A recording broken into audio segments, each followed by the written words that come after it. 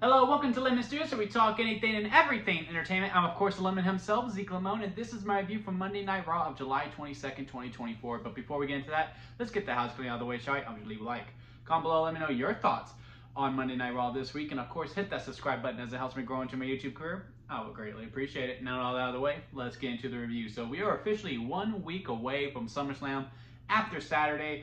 A lot of matches got announced. I think we went from, well, I guess only 2 matches got announced on this week, but man, this was another hefty Raw, but this one seemed much more focused. Again, really appreciating these storylines that we're building throughout the show, like the Xavier Woods versus the Final Testament. I think the Final Testament is starting to get some heat. I think there was actual noise when their music hit. I think they just need a little bit more promos, battles between them, and it'll become much more fleshed out. And it does look like we are going to be doing the Chad Gable versus Otis match at some point down the line once we're past this Uncle Howdy bit.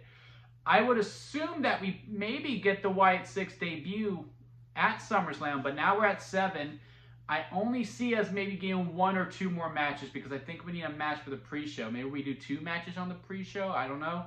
Because they are saying that Alpha Phi and Isla Dawn will be heading to SmackDown to confront Bianca and Jade, and assuming that will probably be the 8th match. I mean, Bianca and Jade are on the poster, so they should have a match at SummerSlam. So maybe that's the 8th match. We also have a tag team #1 contender on Friday. I'm assuming the Bloodline wins, and I think that's for sure the pre-show is Bloodline, Tama Tonga and Tonga Loa versus DIY on the pre-show for SummerSlam. Especially to get Johnny Gargano on the card in some way. It's just, unfortunately, would I love for that match to be on the main card? Absolutely. I would love tag team action to be taken seriously on the main card of SummerSlam. Will it though? No. Will the only place where we'll get time? It would be the pre-show. With that being said, I would be thinking, they would put Uncle Howdy's debut in there. But, again, we're already at 8. We might be pushing it with 9. Once we do get to 2-night SummerSlams, I think it is going to become easier to book this type of show, especially with how big they're trying to make it. But the 7 we got, especially the 2 that were announced, I am really, really looking forward to. We'll kick off with the mid-card division with Braun Breaker and Ilya kicking off. Again, the mid-card is just so healthy right now, especially on Monday Night Raw with the Intercontinental title scene.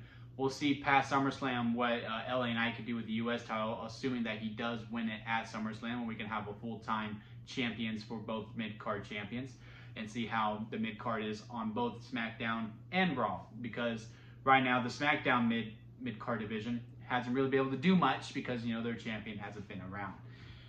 However, on Raw, very healthy. Ilya versus Braun, I think this is probably their 5th match ever since the draft, and I think we can probably take another 5 more. This was another absolutely stellar match. Very creative finish to keep Ilya protected. I actually bet on it. I actually thought he was hurt, especially with how they're booking it, because the way that the angle was set up, I actually thought his neck hit the back. I was like, oh my god!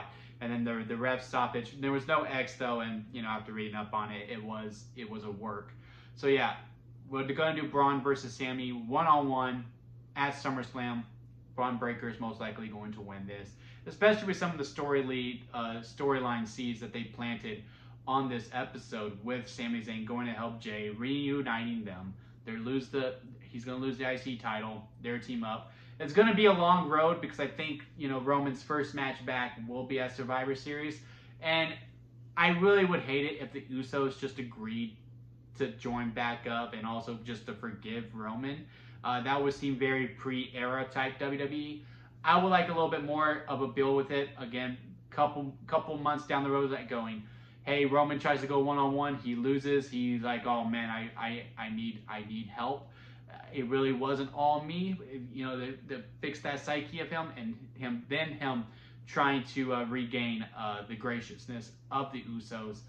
Jimmy will be easier because he was already siding with Roman. Jay will be the longer road to go, which I think will be very engaging TV, and then Sami will follow suit, and then we get this Bloodline Civil War inside War Games. But, again, mid-card is very healthy. Braun Breaker wins it. I mean, you got Ilya, you got maybe, hell, you can put Chad Gable back in there, although he is right now in a main event program. I would call the Uncle Howdy stuff within the main event scene as opposed to the mid-card scene. Again, Ludwig Kaiser, Sheamus, Bronson Reed, Pete Dunne, since Tyler Bates out for right now. Again, the mid-card is just so healthy. You can just put any new spot in there and it will thrive. And especially with the prestige of the IC title now being reestablished, you can take some chances with it. So very, very healthy. Very looking forward to that match. I think they're going to have another banger. I do think SummerSlam is going to have one squash match. And if I had to pick one of the 7, this will probably be it, especially to get Braun Breaker very much over, because the storyline is pretty much don't make the same mistake twice, because Braun took Sami a little bit lightly at Money in the Bank. He was doing a lot of showboating. A very focused Braun Breaker, and then just demolishing Sami Zayn to go over at SummerSlam, I think is probably a good call to make, especially like, look, I didn't lose sight, and I took him very seriously, and look what happened, and now I'm the man. So, yes, really looking forward to that. Now we'll move on to the women's division. We'll start off with the women's tag division. We already talked about it a little bit. Alba Fyre and Isla Dawn are going to head over to SmackDown to talk about it with Bianca Belair and Jade Cargill. But Sonya's group with Shayna Baszler and Zoe Stark are like, don't forget about us. Again, I'm just really happy that the women's titles are being featured and that people want them. It's not just a secondary title. It was like that a little bit for Money in the Bank, but I guess it's understandable. It's Money in the Bank. Now it is a full focus, and like, okay, well, can't go for the women's world title, or not. They don't even focus on the women's world title. They just want to go straight for the women's tag team championships. Very much appreciative of that. I'm very happy that Sonya actually had a match. I don't think anyone got really shafted. I don't think there was any real short matches. Zoe Stark and Zoe was maybe the shortest, but even then, I think there was at least a commercial break in between. So it was a 2-segment match. But yes, Sonya finally getting some time to shine. We'll talk about it. It was very funny when, she wasn't able to let go, and Lyra had to go, let go, let go, let go. And, that's going to happen. I'm surprised it doesn't happen more often. It was very funny. It was a good match overall. The right person won. You need to get this group over. Honestly, even though I'm really happy that Zelina won a match, because Zelina never really wins, I do think Zoe should have gone over, again, because you want to establish that these 3 are just pure badasses, right? So the fact that she lost, again, it was basically 4-on-3. So I guess they gave Zoe an out, but I still would have preferred it if Zoe would have still won somehow, some way. They could have done the classic distraction finish. There was a lot of those on this episode of Raw. But overall, really liking what they're doing with that group. Slowly building them to be more of a threat. Hell, if anything, they probably need to be the ones that beat Jade and Bianca clean. And then, if they win the tag team titles, because if Alba Fyre and Isla Dawn lose the tag team titles at SummerSlam to Jade and Bianca, assuming that is what's going to happen, I'm assuming that is the game plan, then those 2 can win, and then you can do the Freebird rule with those 3, and then again, those continuing to establish those women tag team titles are important. As for Lyra, they will focus on her, and now she's kind of like in this group with Kaden and Katana, and it's fine for now. I just wish they would give Lyra a little bit more, but again, out of the 2, Sonya needs the wins more than Lyra, so again, understandable. But then, the real meat of this episode, Rhea, Liv, and Dom, and that segment that broke the internet. I mean, absolutely broke the internet. God, you sickos, all of you. Very great segment. I know this isn't everyone's cup of tea. I do think we do need some sexiness, if you will, some nastiness. This type of stuff on TV, and this one to me is actually very engaging. If this isn't for you, I completely get that, completely understandable. But to me, I think it's working. I think this is really feel like a real main event type match. I also think the storyline is a really main event type level match too. If this wasn't SummerSlam, or hell, I think it is a contender even at SummerSlam to main event. I mean, you got 3 great matches. Cody and Solo is going to be the one that closes. That's the less of the 3. Damian and Gunther and Rhea versus Liv. Very great segment, and especially with, it's very obvious that Dom is going to turn on Rhea properly at SummerSlam. And assuming Finn too, because Finn was playing real big instigator, like, oh yeah, we got to get Jay. We got to get Jey Uso. And really trying to twist the knob a little bit. I'm still holding up a little bit of hope that Dom is just like unfortunately being a part of this game plan, and that's mainly Finn and Liv, and like Finn was like the person under that you just never expect, if you will, kind of like a whodunit, like Finn L2 Finn Balor for Rhea, but Dom needs to turn. It will just elevate both of them up so much more.